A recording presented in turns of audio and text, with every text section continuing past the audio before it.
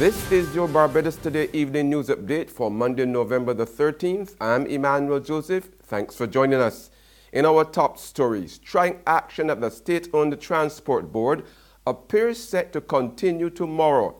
The board's more than 700 employees who grounded public transport from this morning have refused to return to work until management addresses their grievances. Earlier today, the workers shared their concerns with General Secretary of the Barbados Workers' Union, Tony Moore.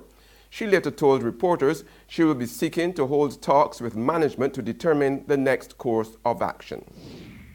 It's a disgrace. The opposition Barbados Labour Party Shadow Minister of the Environment, Wilfred Abrams, is blasting the government's handling of the persistent sewage woes on the south coast. At the weekend, sewage was again flowing onto the busy thoroughfare, which is part of the tourist belt. Abrams says the situation is nothing short of a major environmental and health disaster, and government must act now to fix the problem.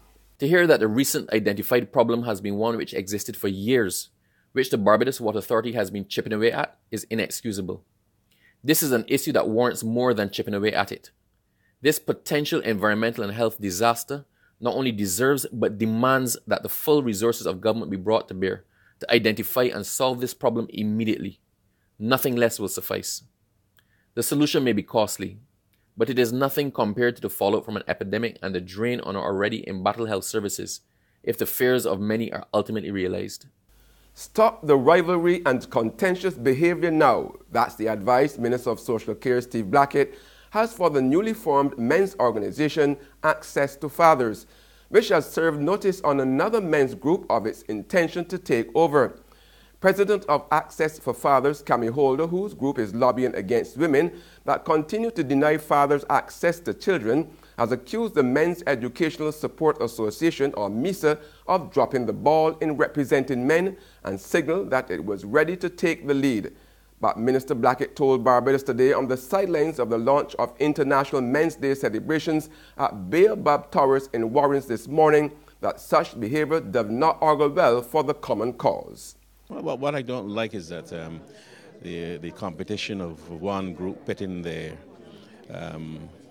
interests against another group's interests, because I believe at the end of the day that both groups are really advancing the cause and the case for men's groups, for men in Barbados. And therefore, I spoke to the competition and the rivalry between the men's group and the women's group, this MESA and I think it was No, that's right, a few years ago. And I'm seeing now that this new group, of course, speaking to the needs and the requirements of a particular constituency, which are men, and of course MESA is doing the same thing. I believe that they should collaborate because at the end of the day, they are advancing the case for men. There will be no job losses when the Hilton Hotel is sold. That's the assurance from Minister of Tourism Richard Seeley, speaking at a DLP meeting of the St. Michael constituency last evening at the St. Michael School.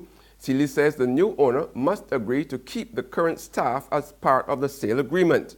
Whatever decision we make, there were two things that had to happen.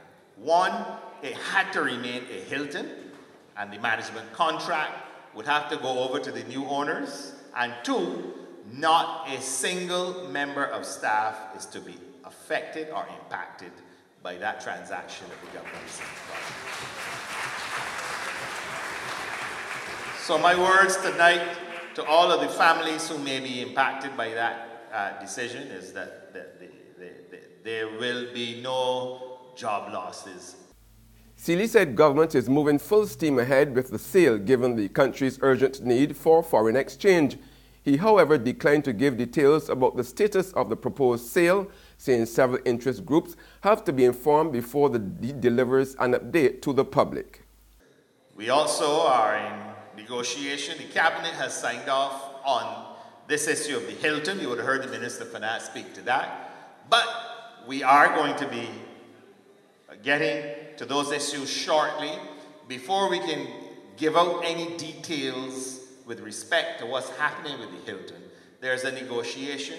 There's also the very important business of talking to the workers and the workers' representatives. So before we say anything too public. We have to get the correct order. And we will be meeting with the workers' representatives and the staff shortly, and then we will be able to talk more about the entire process to the public at large. In sporting action now, Luther Thorn picked up their first victory in the 2017 Guardian Group Herman Griffith Primary School cricket competition after defeating Belmont Primary by 64 runs today at Blenheim. Losing the toss and sent into bat first, Luther Thorn amassed 161 for 5 in the allotted 25 overs. Now, man of the match, Tariq Greenidge, top scored with 25, while helped by skipper Aquan Critchlow, who made 17.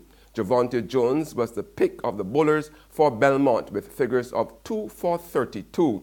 In reply, Belmont could only get up to 97 for 3 in their 25 overs. There's regional and international news after this short break. Indulge your every craving at this year's Barbados Food and Rum Festival, November 16th to 19th. Thursday, the festival kicks off at Oyston's. Friday, the Barbados Concord Experience, 8 chefs, 6 mixologists and the energetic Spice & Company. Saturday, taste the spirits of polo featuring Chef Jason Howard. This would not be Barbados without a beach party. Sunday, enjoy an impressive lineup of Barbadian entertainers at the Hilton for Feet in the Sand. And the weekend would not be complete without the Gourmet Safari Dinner Series at the Cliff, the Crane and the Tides. Remember, November 16th to 19th. Get your tickets at TicketPal box offices today.